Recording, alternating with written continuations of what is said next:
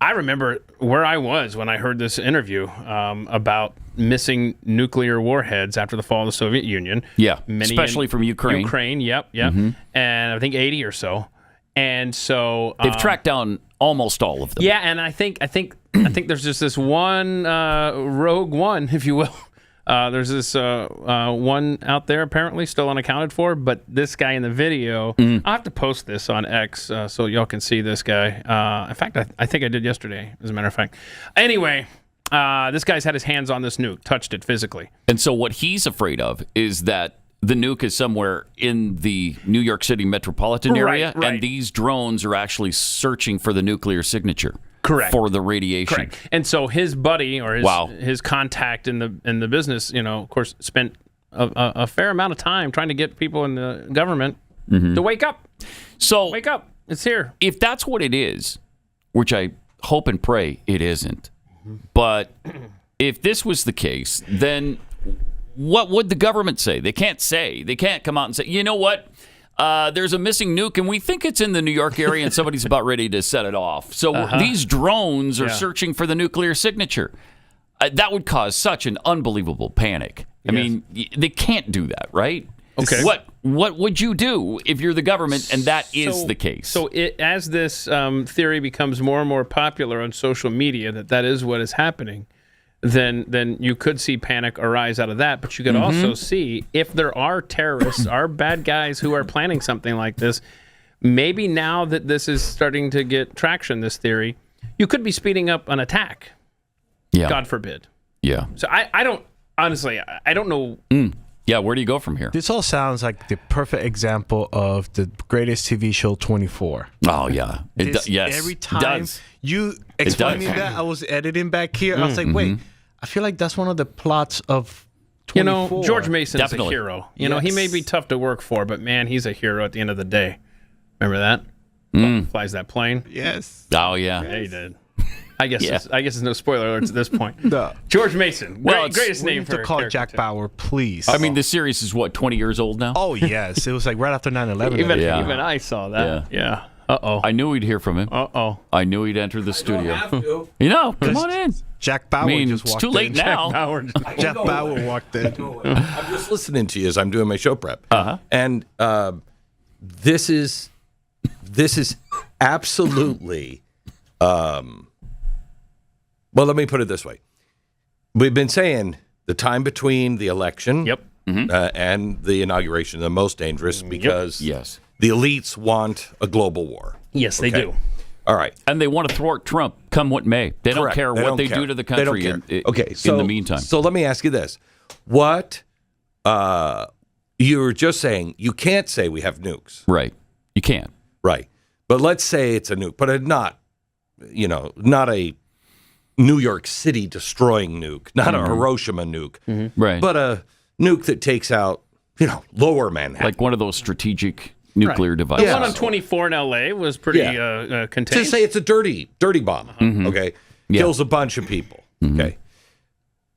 What does the government say when they're denying it now and it goes off and we find out that they knew about it? What the hell? You deny you... Right. What are they going to say? I mean, I personally think they shouldn't say it's a nuke. We have no idea if this is even true. Right. Looking for escape monkeys. Yeah, but if it is, I think they should say, look, there's Department of Homeland Security concerns about terrorist activity over the next month, and there could be all kinds of different things. Okay. We're just making sure that nothing in this area is happening. But the follow-up is, what are those drones doing then?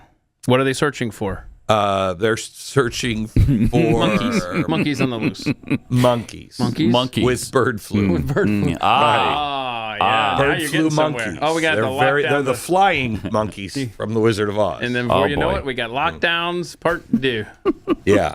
I mean, it's a tough situation. If this is what it is, I don't know how you handle it. And if this is what it is, I don't know. We got here because of gross incompetence on every level of our government. That's right. And they certainly don't want to admit that. Yeah, hold on, Glenn. I'm with you. Keep talking. Yeah, I'm not sure that we got here because I think we got here through a brilliantly right. played plan for a very long time. Yes, sir. We've talked about that many times. I mean, the progressive plan has been genius and, for and over look, 100 years. We all know this is the largest heist of all time. Yeah. Okay? The money transfer of wealth that's going on from the United States Treasury to wherever is the largest heist in all of human history. And I just said last week, if they just start to just think of the Epstein files. Let's just say there's 200 mega powerful people, which we know there are. Okay? 200 people. Do you know what that would do to the stock market, to the stability, to everything else, the leaders of all these companies and everything else? Those guys will kill. There are trillions of dollars at stake. Well, and they'll kill. Yeah. Exactly. And you have people who don't really value human life on the other side. That's right. You could look at it one way. They would love to expand a war between the U.S. and Russia, but also the clock is counting, and we're exactly 5 weeks out from a transfer of power. Some of the things that Kash Patel wants to unveil, do you think that they're going to go down without a fight? The clock is ticking on revealing all of this. You have the biggest criminals of human history who want chaos backed into a corner. Yes. And chaos works for them. Yes, it does. Death works for them. What better they don't way mind. to take your eye off of that ball than to have something catastrophic happen? What was really disturbing is that because I know president-elects always get security briefings. I've been thinking about that. Okay? I've been thinking about that. He's getting security briefings, and if he doesn't know what the government knows about drones, then that's even worse. That's right. But he comes out and says the government should take care of this, right now. Right now. Okay, so what do you make of Wright-Patterson closing airspace? Is it just a need to know on over at Wright-Patterson when they were flying over there Friday night? And I mean, they're not in on it, apparently. They shut down at least air not traffic. everybody at. That's what I'm saying. I don't know if it's just a certain level. It's just a need-to-know basis. Yeah, but why wouldn't that air base be in the know? Why wouldn't the commander be commanded, leave it open? Right. Sir, what are you talking about? We don't know what these are. Follow the chain of command. Yeah. Leave it open. He doesn't have to know.